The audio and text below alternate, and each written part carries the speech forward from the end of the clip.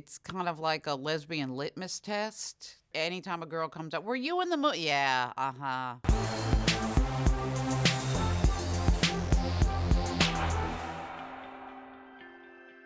I came to LA in 1997, and I was really fortunate that I booked a TV pilot right away, and it went to series. And we were about to start shooting and suddenly got pushed to mid-season. So I remember saying to my agent at the time, I'm going to New York. Jennifer Westfeldt and I met at sort of a theater retreat in the Catskills. And I basically called and said, I've got 7 weeks off before I start this TV show I'm doing.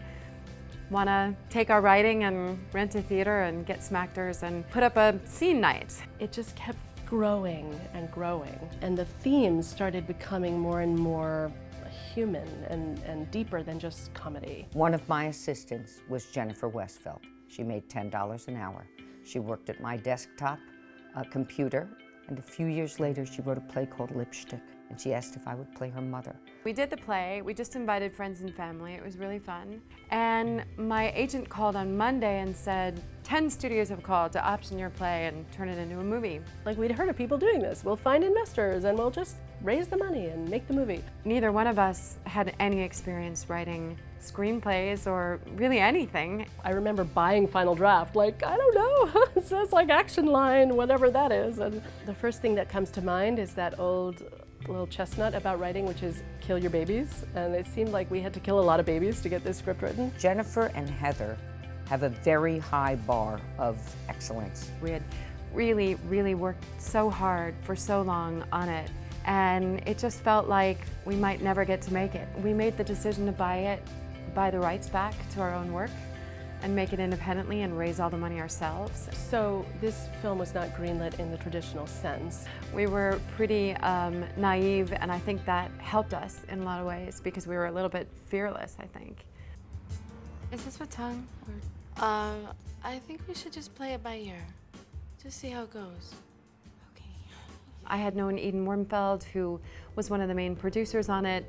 Charlie, Charles Herman Wormfeld, who's the director, was Eden's brother, so she had thrown his hat in the ring. I landed on my sister's couch in the Fairfax district, and down the street lived a couple of women who were working on a script, Heather and Jennifer. Charlie was not the most experienced director at that time, and in fact, his sister, our producer Eden, said to him, Charles, you're never going to direct this movie. Stop thinking about it. They were looking for a name, and at the time I was, I had no name, so I just kind of chased it.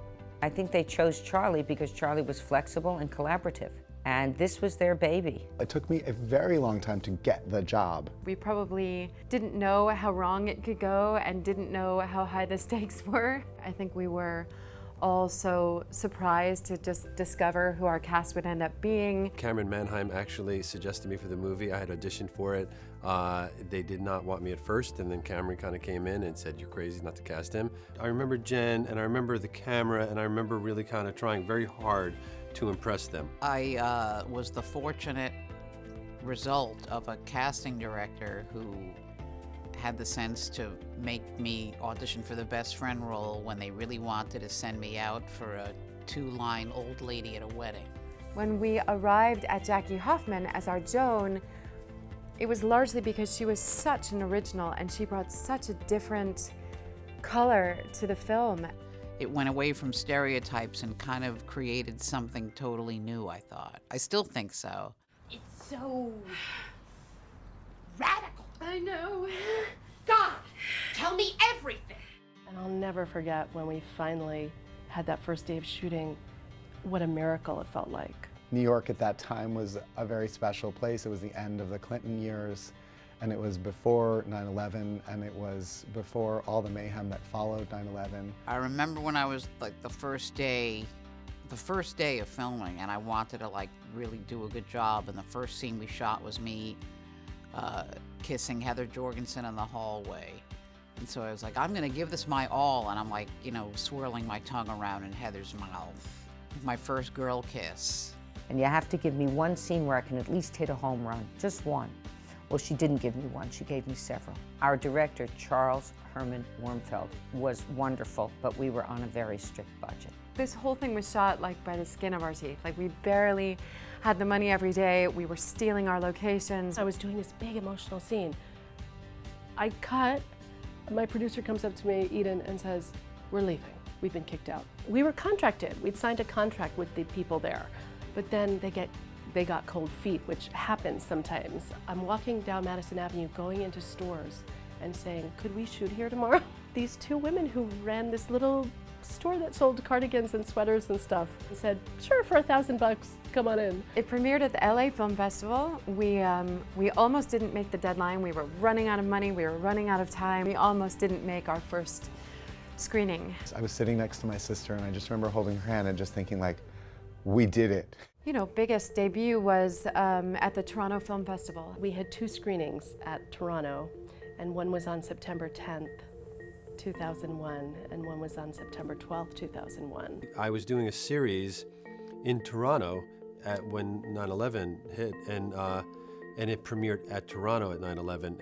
I remember the next morning, I woke up and I wanted to see 5 movies. I was like, I'm at an international film festival, I'm gonna see 5 movies tomorrow. And the first one was Monsoon Wedding at 8 in the morning. I remember hearing somebody walk past me and say, "It's because of the bombs in New York."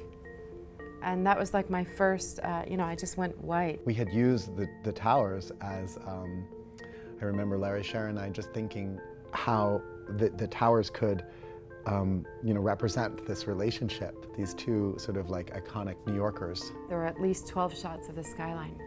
So 36 hours after this happened, people were watching our, light, bright indie rom-com, watching the skyline as it would never be again. Ultimately, we ended up reshooting just because we decided with the movie being released in March that it just, it would be so distracting from the message of the film, and it would be so needlessly traumatizing for people.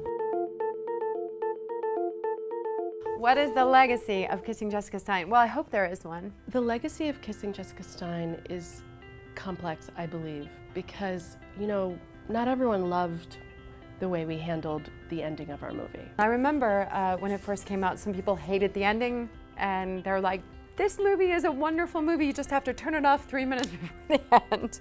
I feel like the presence of queer stories and queer characters has grown exponentially since then, and the way that we're thinking about who we are and what our options are and what our language is around those options is also, just has exploded.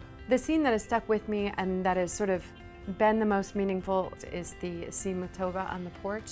That extraordinary scene that would bring me the Golden Satellite Award for Best, from the Foreign Press for Best Supporting Actress, we did in 2 takes. The mother takes the love of the daughter above all other love. I think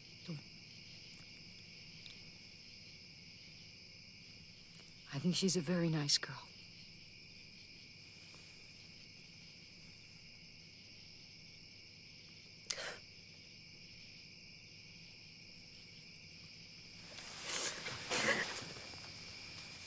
Gay people have contacted me, written me, come up to me on the street and said, I was in the closet for so many years and I saw your movie and then I came out to my parents. I got this call. "Tova, this is Barbara Streisand. I just saw Kissing Jessica Stein and I want to thank you for your work. It means a lot to me and it meant a lot to my son." I don't think anything could ever top that for me as an artist, as a writer, as an actress, as anything, to hear those personal stories from people. I think it's timeless. I think it's about that a relationship with the person you love is more important than what sex they are. After it, when I saw the product, I was really touched and thrilled by what a quality, sweet, charming product this was. Oh my God, I saw that movie when I was filling the year of their lives, and it launched me on a completely new course. You sometimes feel like you've hit moments that that you've been part of something that does have some kind of weight to it. I just sometimes think, wow, that may be the finest piece of entertainment that I ever make in my life, and that'll be okay. I love stories about people trying to figure out what love is all about. I love stories about relationships and characters and opposites attracting, and I hope this rom-com will endure, and I hope there will be many more to come.